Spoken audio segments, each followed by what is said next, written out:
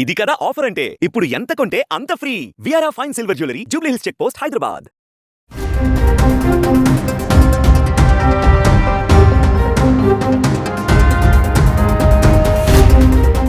Singer Kalpana ప్రమాదం నుండి బయటపడ్డారు. స్లీపింగ్ పిల్స్ ఓవర్డోస్ కారణంగా అపస్మారక స్థితిలోకి వెళ్లిన ఆమె కోలుకుంటున్నట్లు తెలుస్తోంది. కల్పన బహుభాషా నేపథ్య గాయని, కేవలం సింగర్గానే కాకుండా డబ్బింగ్ ఆర్టిస్ట్గా, యాక్టర్గా తనకంటూ ఓ ప్రత్యేక ఇమేజ్ని సొంతం చేసుకున్నారు. తెలుగు సినీ ఇండస్ట్రీలో ఫేమస్ సింగర్స్లో కల్పన ఒకరు. 27 ఏళ్లుగా పాటలు పాడుతున్నారు. దేశ విదేశాలలో 3000కు పైగా సంగీత ప్రదర్శనలో పాల్గొన్నారు. ఆమె బిగ్ బాస్ షోలో కూడా పాల్గొన్నారు.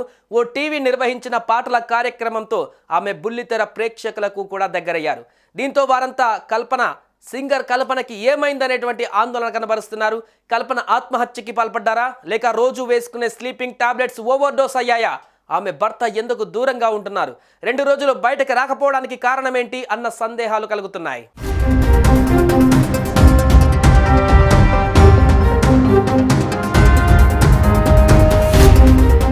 సింగర్ కల్పన సంగీత కుటుంబంలోనే జన్మించారు. ఆమె తండ్రి టిఎస్ రాఘవేంద్ర ఫేమస్ సింగర్. ఆమె తల్లి సులోచన కూడా సింగర్నే. తమ్ముడు షికినా షాన్ కూడా ఒక ఒపెరా సింగర్. ఇలా అందరూ సింగర్సే. మాస్టర్ ఆఫ్ కంప్యూటర్ అప్లికేషన్స్లో డిగ్రీ చేసిన కల్పన మధురై శ్రీనివాస్ వద్ద సంగీతంలో శిక్షణ పొందారు. 5 ఏళ్ల వయసులోనే అప్పట్లో సాలూరు వాసురావు చేకూర్చిన కుటుంబం సినిమాలో ఓ పాటని పాడారు. అప్పటి నుంచి సింగర్గా రాణిస్తూ వచ్చారు. ఎన్నో వేల షోలు చేశారు. సింగర్గానే కాకుండా యాక్టర్గా కూడా రాణించారు కల్పన. చైల్డ్ ఆర్టిస్ట్గా 30కి పైగా సినిమాలలో నటించారు. 3 ఏళ్ల వయసులో ఈనాడు అనే మలయాళ సినిమాలో యాక్ట్ చేశారు. బాలయ్య యాక్ట్ చేసిన సీతారామ కళ్యాణంలోనూ కనిపించారు. సింగర్గా ఆమె 3000కు పైగా పాటలు పాడారు. తెలుగు, తమిళం, కన్నడ, మలయాళంలోనూ ఆమె పాటలు పాడి మెప్పించారు.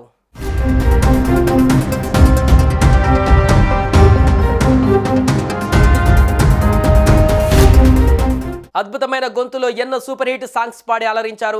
మెలోడీ సాంగ్స్ తో పాటు రాగాలపనమైన పాటలను అనేకం పాడారు. A R Rahman, Ilaiyaraaja, S P Balu, K V Mahadevan, Chitra వంటి ప్రముఖ గాయని గాయకులతో కలిసి అనేక పాటలు పాడారు. కేవలం సింగర్గానే కాకుండా డబ్బింగ్ ఆర్టిస్ట్గా, నటిగా తనకంటూ ప్రత్యేక స్థానాన్ని ఏర్పరచుకున్నారు. జీవితంలో ఉన్నతంగా ఎదిగినప్పటికీ ఈ స్థాయికి రావడానికి ఎన్నో అడ్డంకులు ఎదుర్కొన్నారు.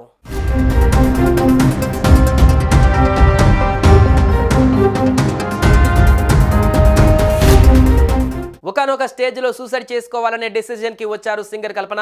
ఓ ఇంటర్వ్యూలో మాట్లాడుతూ తన లైఫ్లో ఎదురైన పరిస్థితుల గురించి చెప్పారు. గత 25 ఏళ్లుగా పాటలు పాడుతూనే ఉన్నారు. కానీ 2010 నుంచి దూరంగా ఉంటున్నారు. అప్పటికే 3 పిల్లలు ఉన్నారు. వారిని చదివించాలి, కానీ ఉద్యోగం లేదు. పాటలు పాడేందుకు ఒక్క అవకాశం కూడా రాలేదు. ఏం చేయాలో తెలియని పరిస్థితుల్లో సూసైడ్ చేసుకోవాలనుకున్నాను. కానీ ఆ సమయంలో సింగర్ చిత్రమ్మ నాకు ధైర్యం చెప్పింది. నువ్వు ఆత్మహత్య చేసుకోవడానికి పుట్టావా అంటూ నాకు ధైర్యం చెప్పి జీవితంలో ముందుకు వెళ్లేందుకు ప్రోత్సహించింది. పోటీ జరుగుతోంది, అందులో పాల్గొను అని చెప్పింది. దీంతో అందులో పోటీ చేశాను. అందులో ఎలాగైనా గెలవాలనుకున్నాను. కొందరు నన్ను ఇండస్ట్రీ పరువు తీస్తుందన్నారు. మా కుటుంబానికి కూడా చెప్పారు. కానీ అవేవి పట్టించుకోకుండా కష్టపడి ఆ పోటీలో గెలిచాను. ఒంటరి పోరాటం చేశాను.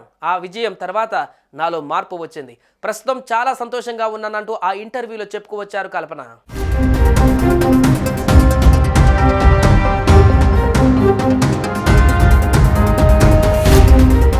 కల్పన భర్త ప్రసాద్ ప్రభాకర్ వ్యాపారవేత్త.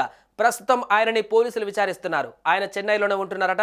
తన 19 ఏళ్ల కూతురిని ఆయనే చూసుకుంటున్నట్టుగా తెలుస్తుంది.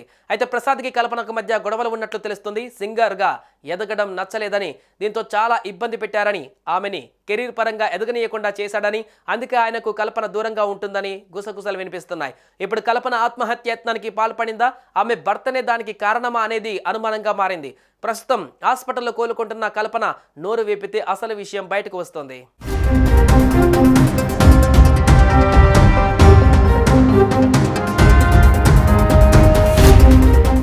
సుమన్ టీవీలో మీ పర్సనల్ అండ్ బిజినెస్ ప్రమోషన్స్ కోసం కింది నెంబర్కి కాంటాక్ట్ చేయండి.